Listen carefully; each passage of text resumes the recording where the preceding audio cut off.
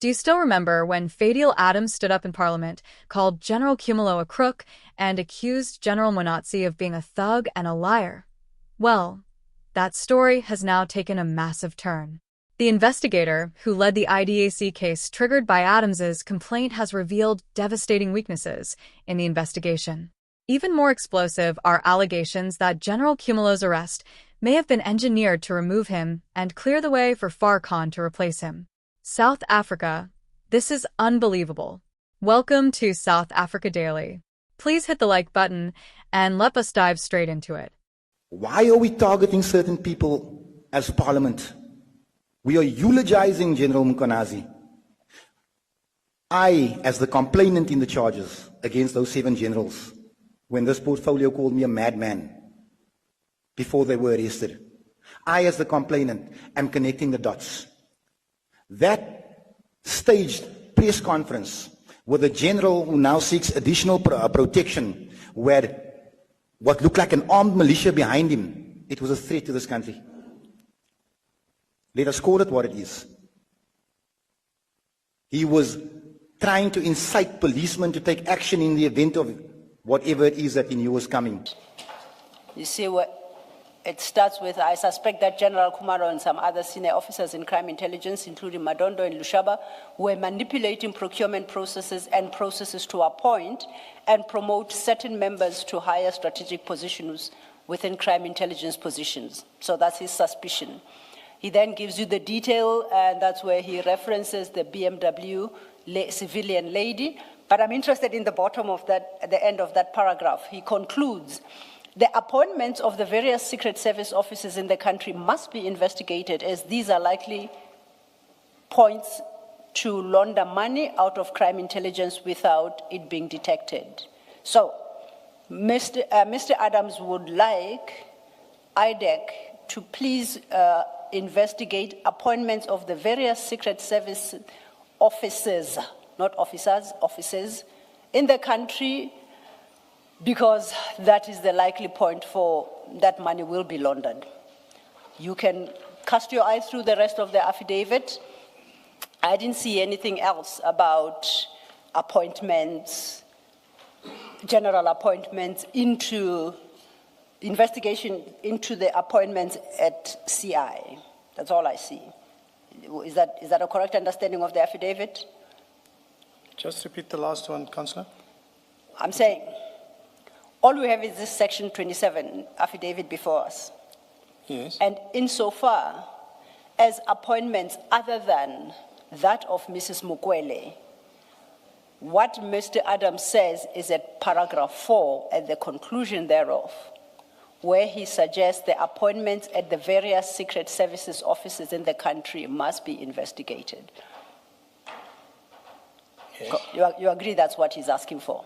Yes, he's asking for the appointments of the various Secret Service officers in the country must be investigated, yes, as they likely points to launder money. Yes. So this he asks, we know now on the 21st of November. He doesn't specify which office, he doesn't specify which appointments are being queried. He specifies absolutely nothing. So basically, he's inviting a blanket investigation to IDAC to say, go look in there and investigate every appointment, because those officers are the likely points to launder money out of crime intelligence without it being detected. You can't quibble without that interpretation of mine. You agree with me? That's what he's asking. Yeah, he's asking for all the Secret Services officers in the country, yes, to be investigated. And no, for the appointments in those offices. The appointments in those offices, yes, to be investigated. Yes. So from my understanding there is that in each province we have a Secret Service account at Crime Intelligence Office. Yes. So the commanders of those, yes, there's 9 provinces. So that's what he had requested. Yes. Now, in the course of conducting the Mukwele investigation, we are now, you remember, at 1081, when you are issuing those Section 28 subpoenas. We looked at the request for the vetting results and security clearances for those various people identified therein. In this one, I'd referred us to 1082, details of the matter or other information, and it reads, This investigation pertains to unlawful promotion, appointment of personnel within the division, crime intelligence of the South African Police Service. Do you see where I'm reading? Yes. Then over leaf at 1083, you then request, no, by you I mean IDAC, not you, Colonel Padayachee. Advocate Johnson then requests 1, original personal files for the following senior officers of SAPS. Once again, Khumalo, Lushaba, Madondo. There's a new one now, Moyana, Crime Intelligence Head Office. Ngube, we've seen that name before. Janse van Vuren, Mukwele, and Bobby. At 2, this summons requires all original files, records, correspondence, and documents regarding the promotions, appointments of the following senior officers: Khumalo, Lushaba, Madondo, Ngube, van Vuren, Mukwele, Bobby. Now, 2 appears not to be particularly interested in Brigadier T. Moyana, although he or she is relevant in 1. This summons, it's in your docket. You'll agree it's way beyond the scope of determining whether or not the appointment of Brigadier Mukwele was as a result of manipulated processes, recruitment processes and vetting processes. You are now investigating the appointment of Khumalo, Lushaba, Madondo, Moyana, Ngube, van Vuren, Mukwele, and Bobby. Why? First of all, this Section 28 summons is in this docket. As you can see, this is Mukwele's docket. So this Section 28 summons refers to the documentation requested for documentation of Mukwele and the promotion documents of Mukwele. With regards to the other persons listed here, those documents were also requested for the purposes of this investigation as, also requested too for the purposes of investigation. Which investigation? Can you help us with the detail? Then perhaps when Advocate Johnson comes, she Yes. might be able to assist with the document. Which investigation is that requires these documents? During the briefing by Chief Investigator Perumal, the appointments and the appointments of these people mentioned here, right? This is what we were requested to subpoena, because the appointments are also on the investigation. When you say their appointments, you mean their employment by SAPS? No, Is that what you mean? It means their promotions. So Appointments, not in the SAPs, the appointments in the ranks. So you're saying there is there's a complaint and an investigation about the appointment of Lieutenant General Khumalo to the rank. You say there's such a complaint. Yes. The same with Lushaba, Madondo, Moyana, Ngube, Yes. van Vuren, Mukwele, and Bobby. Yes. There is such a complaint. Yes, correct, Commissioner. Before you answer, may I add, that complaint, I take it, is a Section 27 affidavit. It's a Section 27 affidavit because that's the only way that a complaint can come to IDAC. So you confirm that somewhere in IDAC lies such an affidavit. This is from the briefing of Chief Investigator Perumal. When he comes here, No, Colonel, I apologize. I Okay. interject. It's getting late in the day. The chief's, what do you call it, briefing doesn't assist me. Because the chief's briefing doesn't give legitimacy to the investigation. As the chair the chair and I were having that engagement with you, the only way you legitimize an investigation by IDAC is in terms of Section 27 and Section 28, sub 1, sub A. Neither of them include the chief's briefing. So don't tell me about chief's briefing. So I need you only, and if you answer me yes, I will leave this inquiry and then I will take it up with the right person. But do you tell me confidently that insofar as the appointment and promotions of those other people, other than Mukwele, for now I'll say other than Mukwele, those are subject of a legitimate lawful investigation by IDAC as initiated by a Section 27 affidavit or in terms of Section 28(1)(a. Is that what you're telling me? And no chief's briefing, I beg. I want to come back again, and as the chair mentioned, and I'm at pains trying to get through it, Council, and I have thought already that we've addressed it. I cannot answer for somebody else, and I cannot go any further than that. And I will say again, as investigators, we are briefed by the chief investigator, given a scenario, what we have to do, who has to do what, who has to subpoena, what documents are required. Whatever is within my investigation, for example, Mokwele docket, which I have before you, I will do it. There is, I must say, I'm being called to answer quite a few times on something that is not beyond me. It's up at the upper management. And where now I'm also asked to expect an opinion on it, which puts me in a very awkward situation. So what I'm saying is the question should be relevant to me and my investigation. The people that can answer to the Section 27, 28, they have to come and respond. I agree. Thank you. It's only fair. But at the same time, I must say that you invited this line of questioning because in justifying the broad first Section 28 that was looking into the vetting of everybody beyond Mokwele, including Lushaba and them, you informed the commission that there are other ongoing investigations by IDAC. So I assumed you have some level of knowledge about those investigations, although you are not involved in them. And that is why I'm having this discussion with you. But if you say your information is, or your knowledge is just very general and broad, and if I need any further detail, I should ask management, I'll accept that. I'll pick it up with management. Thank you, Chair. Thank you, Council. May I just respond from your... Yes, please. If I may interject, because this is very important for my understanding of what happened. Yes. What in the docket tells me that your investigations revealed the details? What in your docket, your first document is the A1, dated 6 January 25. Yes. In terms of the date stamp, your next document is 31 January 2025, which is this document. What did I miss in your investigation file? In my docket itself, there's no witness statement there. A witness statement comes, I think it's further down in the docket amongst one of the statements where the full details is. Yes. But up until leading of that, we had the name and surname of the person, and therefore I requested the documents. Where did you get that name and surname from? And what in the file tells me you have the name and the surname?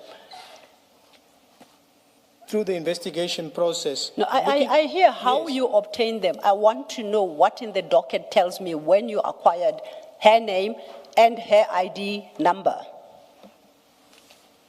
Because it's not in the docket, unless it's one of those perhaps that because we started off with an incomplete docket, something was missing. An investigation goes where you conduct inquiries, where you get the name, whatever, and the surname. On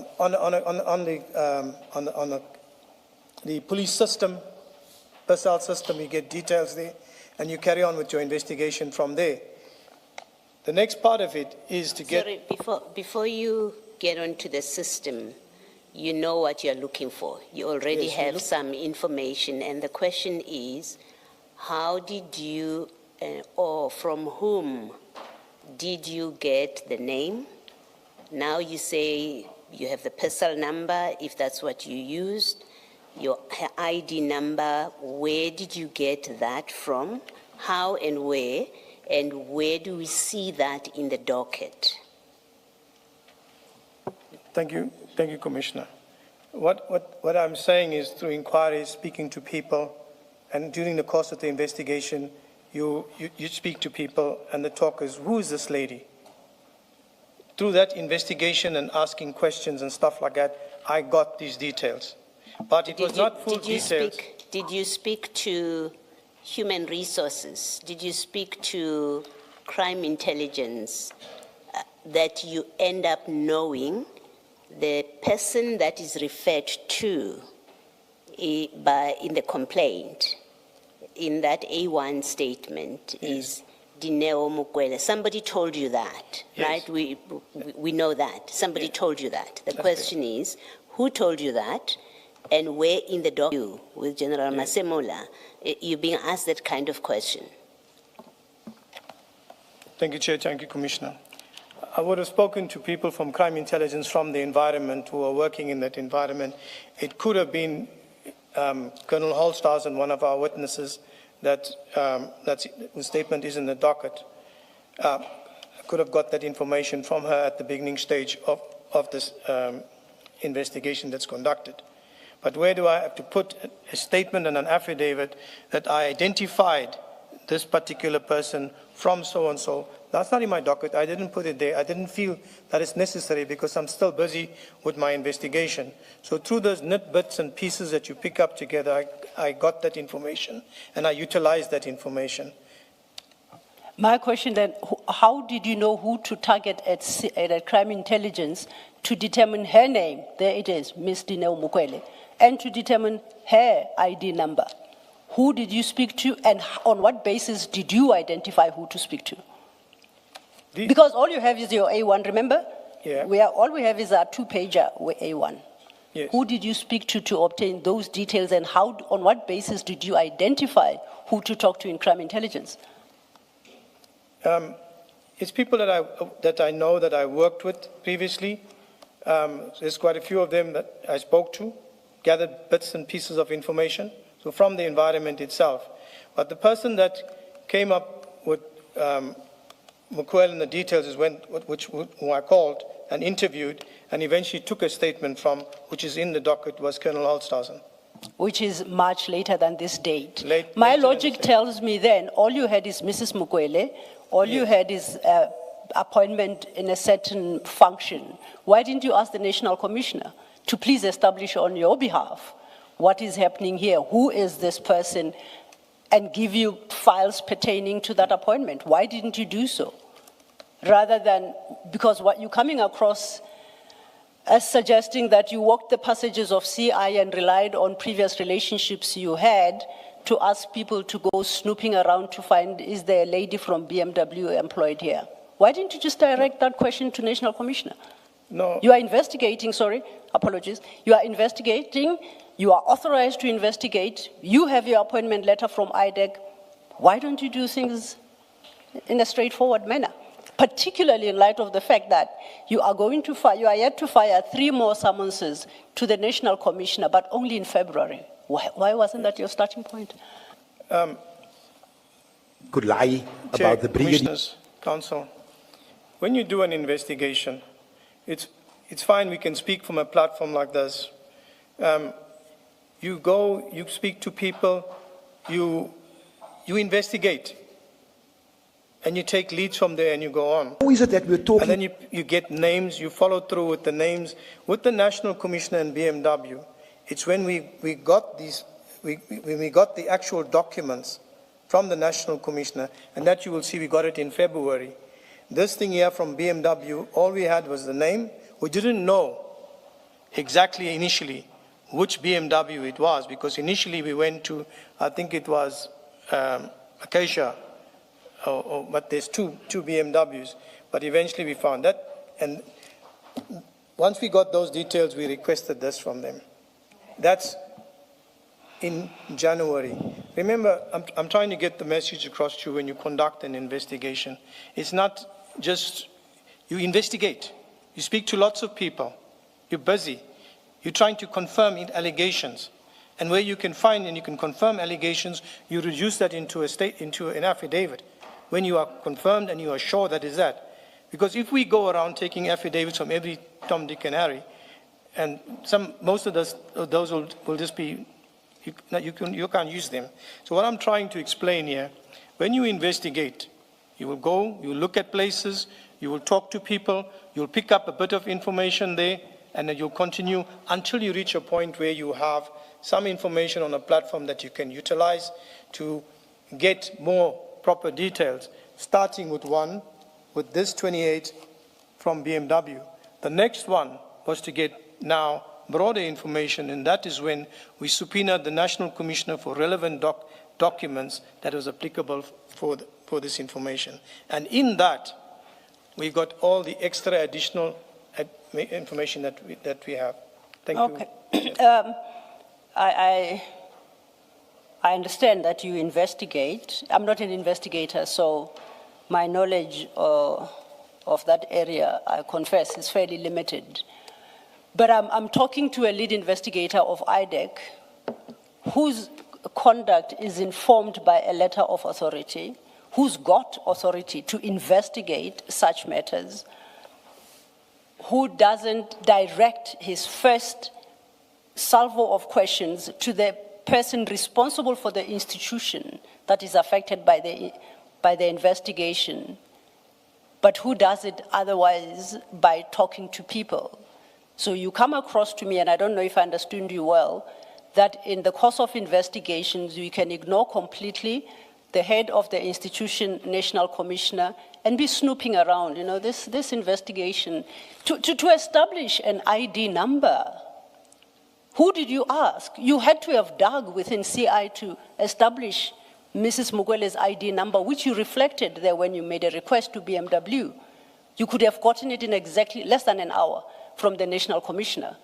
It cannot be that the answer is that when you investigate, you talk to people, unnamed people, you give sources, and this is nothing complex. You're just establishing a starting point, surely. Colonel. Can I answer you? Please do. That higher-ranking police officials were involved in, open quote, manipulating promotions. Even though that purports to be a fact, it is a concluding fact, as it were.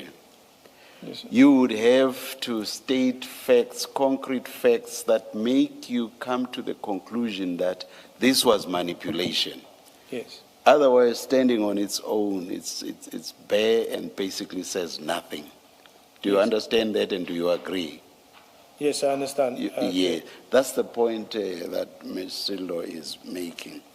And then they say manipulated and security, also manipulating security vetting processes to unduly benefit a civilian. On the same kind of logic, that applies here as well. Because you would have to establish what the facts behind saying that you are manipulating security vetting processes to unduly benefit a civilian. Otherwise, you know nothing. Yes. So you agree, it's bare, it's thin on facts. Do you agree with that? I agree with it as it is there. That's the point. That's the point Mr. Lo is making. Yes, Commissioner. The who and the what is still missing from there. Regarding the alleged cover-up of Valeria Cas 38/08/2022, no supporting evidence is contained in the dockets to substantiate the claim or to afford the further investigation of leads in support thereof. That's the conclusion of the legal department. You see that? Correct. At 3.4, it states, no details are provided regarding the identity of the friends and family members of Lt General Khumalo, who was allegedly appointed in the division. In parentheses, this would at least have enabled the investigation into the allegations. 3.5, neither the particulars or statements of the senior members of the service who were allegedly instructed to ensure that Valeria Cas 38/08/22 is not investigated, nor the statement of the sex worker are filed in these dockets. Then it points out that this Legal Services Department didn't have this specific docket. At 3.6, it deals then with the next docket. Once again, Cape Town and Valeria, which we know to be Orlando. The complainant alleges that Major General Madondo failed her polygraph examination in July 2024, whereafter the head of vetting, Brigadier Ncube, was tasked to ensure that the matter would not be addressed or investigated. 3.7, the complainant does not reveal the identity of the person who allegedly tasked Brigadier Ncube not to investigate the failed polygraph.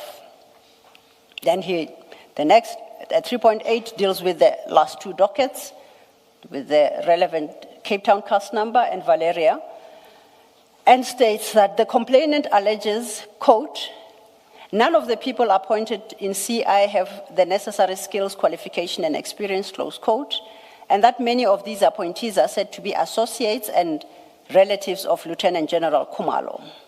At 3.9, it furthermore alleges that the Secret Service account was abused by Lieutenant General Khumalo and Major General Lushaba, who failed to pay authentic sources but channeled funds to purchase items such as vehicles for the KwaZulu-Natal Political Task Team. According to the complainant, this task team is a private service to or front for the former Minister of Police, General Bheki Cele. 3.10, the complainant does not reveal the identity of the associates and relatives of Lieutenant General Khumalo, who are allegedly appointed improperly. 3.11, no details such as dates, locations, amounts of or proof of payment are provided of the alleged irregular purchases. 3.12, at this stage, the complainant's allegations regarding General Cele are unsubstantiated and amount to no more than the complainant's personal opinion. No evidence or leads are provided to assist or afford an investigation into the allegations. Most importantly, 4, only the complainant's A1 statements are contained in the 6 dockets. No other evidence is contained in the dockets. The lack of location information makes it impossible to determine proper jurisdiction at this stage. Is it fair to assume that he is correct as regards what was in the docket, what he expresses at 4? That's all there was, just the A1 statement and nothing more. Am I correct? Is that what you found as well? As the Madlanga Commission continues its work, South Africans are left asking a critical question. Can the fight against corruption in the SAP succeed when the cases themselves appear compromised from the start? The answers emerging from this inquiry could reshape not only the fate of the accused officers, but the public's faith in the rule of law itself. Stay tuned. The story is far from over. Thanks for watching. What do you think? Comment below and do not forget to like and subscribe. We'll see you in the next one.